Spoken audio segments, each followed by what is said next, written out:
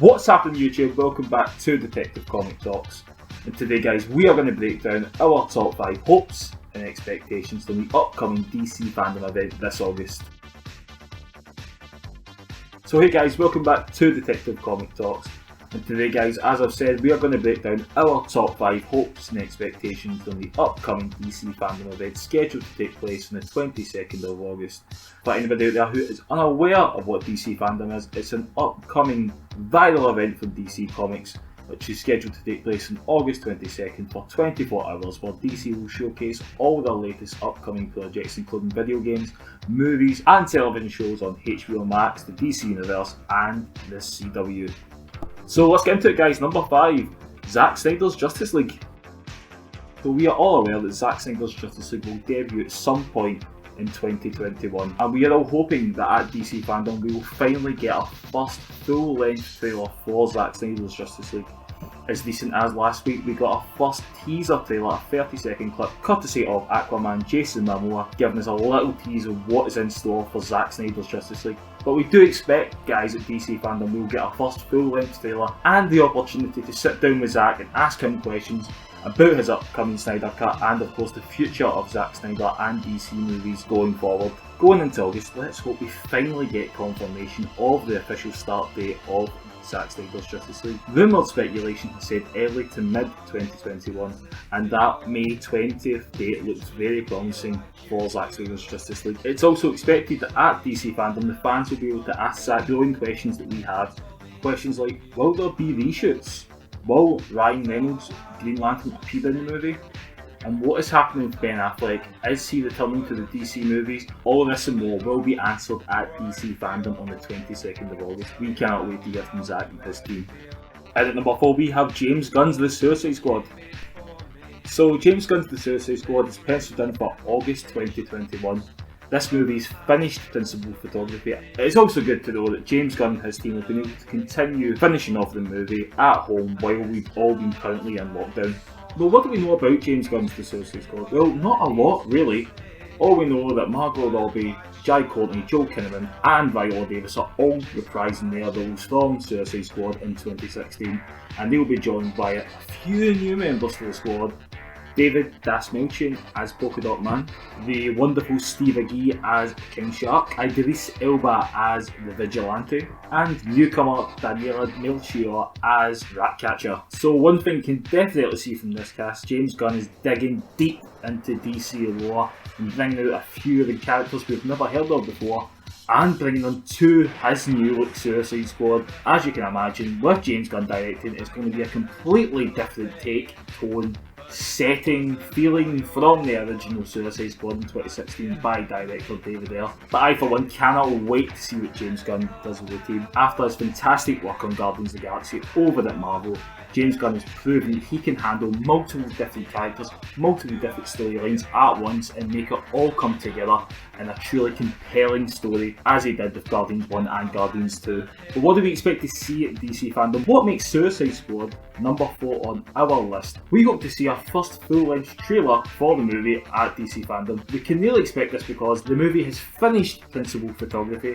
and James Gunn and his team have had a few months now to work on the VFX on the movie, so we expect to finally get to see our first look at the squad. On the screen right now guys, you'll see a few leaked images from the set of the Suicide Squad. One thing we can definitely see from this movie is DC have managed to keep their leaks to a minimum, and it's meant that we do not know the main plot of the movie, nor why the team are back together or where the setting is for the movie. One thing we do know about the Suicide Squad is they went to Panama to do a couple of weeks filming late last year, so we expect the Suicide Squad to go global this time. We expect the storyline this time to be a lot bigger than the original David Ayer Suicide Squad, which felt kind of small and pointless. But with James Gunn made first, and we cannot wait to see what James Gunn has on offer for us at DC Fandom. And if James Gunn can deliver us a King Shark that bites heads off, that will be all we need to see to win DC Fandom. Please James Gunn, give us King Shark, give us the real King Shark. And at number 3 is DC video games. So guys, as you're all aware, the upcoming Batman video game is set to be announced at DC Fandom, rumoured to be named Gotham Knights. The game is rumoured to be a soft reboot of the Arkham franchise, where Batman will be a lot younger and will fend off against the Court of Owls and Ra's al Ghul. In recent weeks, we have discovered that Rocksteady's long-awaited DC video game is not a Superman video game, it is not a Batman game, but it is in fact a Suicide Squad video game. This has come as an absolute bolt from the blue, as many of us were assuming that Rocksteady were planning a future Batman video game, and at one point we did also hear that WB Montreal were developing a Suicide Squad game, but it was cancelled. So it looks as if the project's moved over to Rocksteady to see what those guys at Rocksteady could do, and they have actually came up with an idea for Suicide Squad Kills the Justice League. WTF a lot, guys. Yes, as many comic readers will know, Suicide Squad Kills the Justice League is very derivative of Deadpool Kills the Marvel Universe. And that is ironic because DC now see Harley Quinn as their version of Deadpool. Although little is known about the Suicide Squad game, all we can do is really hope that DC Fandom, Rocksteady and WB Montreal announce these two new games, because I've been really interested to see what Rocksteady could do with the Suicide Squad IP after their fantastic work on Batman, Arkham Asylum, Arkham City and Arkham Knight. So guys, skipping on to number 2 on our list, this is where we will find Matt Reeves' The Batman. This is one of the movies that we weren't expecting to get too much information this year from the movie due to the fact the movies had to cancel its original release date of June 25th and push itself to October 1st, 2021. Matt Reeves himself has confirmed he's only been able to shoot 25% of the movie, and with no return date in sight, there's no knowing when the movie will finally pick up again where it left off in March. But in recent weeks we've heard from many of the cast members, including Robert Pattinson, our new Batman, and Zoe Kravitz, our new Catwoman, where they have revealed details about their costumes and other parts of the movie. So guys, is it possible to expect that we might get a first trailer for Matt Reeves' The Batman at DC Fandom? Or might we just get first look reveals at the costumes of the main characters? That includes Colin Farrell's The Penguin, Paul Dano's Riddler, and of course Zoe Kravitz's Catwoman herself. This is all very exciting as Matt Reeves' The Batman has been over 3 years in the making, and we cannot wait to see what Matt Reeves brings to the Batman character that has never been seen before in any other medium. That brings us to number 1, guys. Michael Keaton's return in The Flash.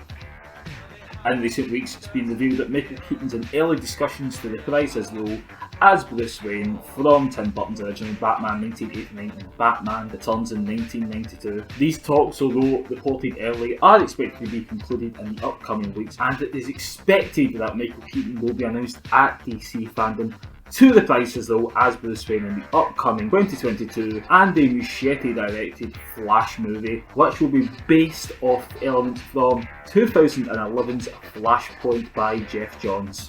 This is so exciting, guys, as Michael Keaton's not only in talks to reprise his role in The Flash, he is also in talks to return as Bruce Wayne Batman in the larger DCEU, potentially replacing current Batman Ben Affleck. Talks are going well, and if Michael Keaton signs on, he will reprise his role in multiple DC properties, including a potential Batgirl movie and a potential Batman Beyond movie. But don't get too down, Ben Affleck fans. There's rumours circulating that Ben Affleck could potentially return in his own personal HBO Max series, but at the recording of this podcast, Ben Affleck is still unsure whether or not he wants to reprise his role as Batman due to the fact of the large workload that playing the role does entail. But the potential of Michael Keaton reprising his role 30 years after Batman Returns is so exciting to all DC fans. This may give DC the opportunity to bring back characters who were previously featured in Michael Keaton and Tim Burton's Batman movies, like Michelle Pfeiffer's Catwoman, Danny DeVito's Penguin, and this will also help solve the ongoing Batman problem that DCEU has and set up the multiverse, where DC characters will be allowed to integrate into different universes, so Robert Pattinson's The Batman will be allowed to be its own thing. Ben Affleck can return to HBO Max but not feature in the movies, and Michael Keaton can play the older, wiser Batman in the DCEU going forward. So now it's over to you guys. What do you think of our list? What do you think of DC Fandom? What is your top 5 hopes and expectations to come in August? Please let us know, comment below, and make sure you have subscribed to Detective Comic Talks to make sure you don't miss out on any future content coming your way from the channel. But until next time guys, please stay safe and have a very happy 4th of July. Bye bye guys.